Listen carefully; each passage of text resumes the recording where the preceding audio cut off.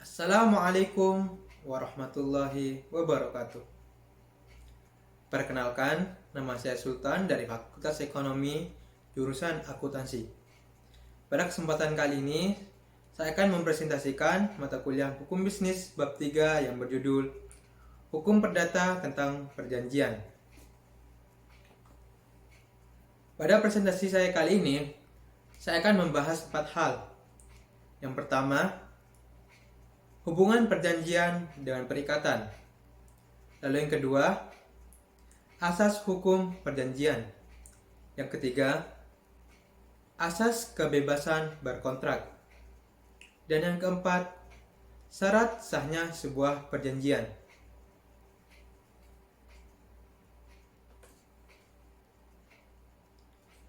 Yang pertama, saya akan membahas mengenai hubungan perjanjian dengan perikatan.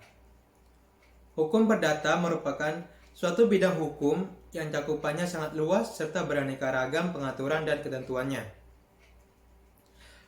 Subjektif menyatakan bahwa hubungan antar perikatan dan perjanjian adalah bahwa perjanjian itu menerbitkan perikatan. Perjanjian adalah sumber perikatan, di samping sumber-sumber lain.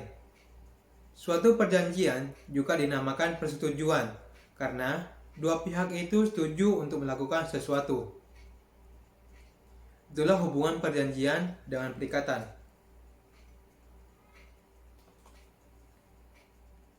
Lalu yang kedua, asas hukum perjanjian. Ada 5 asas hukum perjanjian. Yang pertama, asas konsensualisme.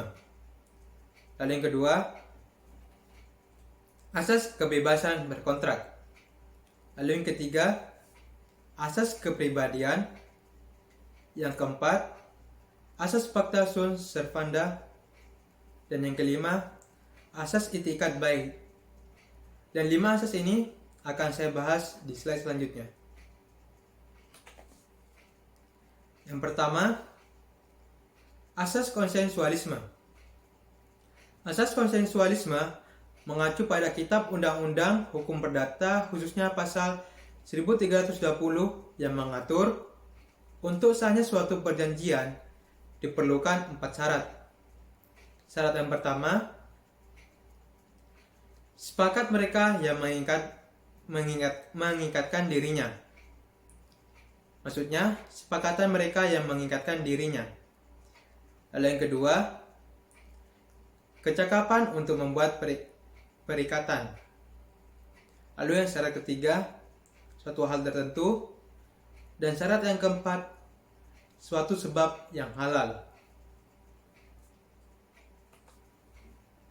Oke, selanjutnya, asas hukum perjanjian. Yang kedua, asas kebebasan berkontrak.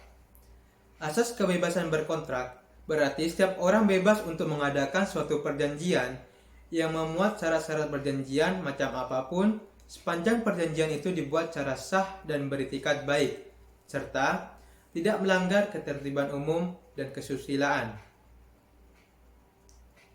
Asas yang ketiga yaitu asas kepribadian.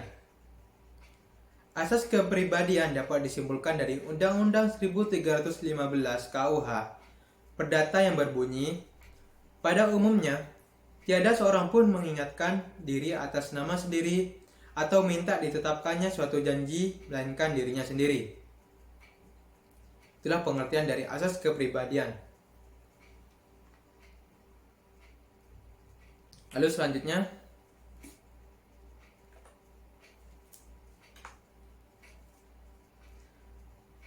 asas yang keempat yaitu asas pacta sunt servanda. Asas pacta sunt servanda adalah norma dasar dalam hukum internasional.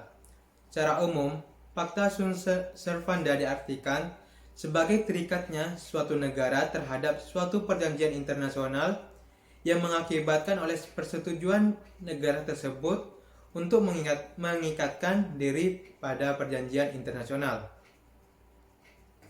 Lalu asas yang kelima yaitu asas itikat baik.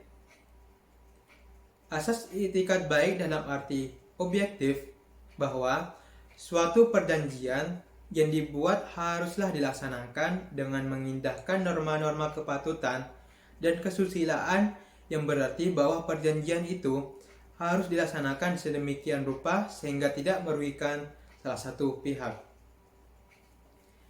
Itulah pengertian dari 5 asas hukum perjanjian. Lalu yang selanjutnya, asas kebebasan berkontrak. Salah satu asas hukum yang dianut dalam hukum perjanjian adalah asas kebebasan berkontrak, yang berarti setiap orang bebas untuk mengadakan suatu perjanjian yang memuat syarat-syarat perjanjian macam apapun, sepanjang perjanjian itu dibuat secara sah dan beritikat baik, serta tidak melanggar ketertiban umum dan kesusilaan.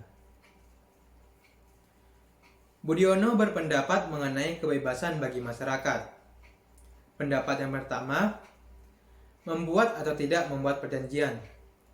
Lalu pendapat yang kedua, mengadakan perjanjian dengan siapapun. Lalu pendapat yang ketiga, menentukan isi perjanjian, pelaksanaan, dan persyaratan. Lalu pendapat yang keempat, menentukan bentuk perjanjian, yaitu secara tertulis maupun tidak tertulis. Itulah 4 pendapat dari Budiono. Dan selanjutnya, syarat sahnya sebuah perjanjian. Mengingat begitu pentingnya sebuah perjanjian, agar tidak timbul permasalahan di kemudian hari akibat kurang pahamnya seseorang dalam membuat suatu perjanjian, maka kami akan menjelaskan beberapa persyaratan yang harus dipenuhi agar perjanjian itu menjadi sah dan mengikat para pihak. Syarat sahnya perjanjian itu ada 3. Yang pertama, adanya kesepakatan antara pihak. Lalu yang kedua, kecakapan para pihak untuk membuat suatu perikatan. Lalu yang ketiga, suatu sebab kausa yang halal.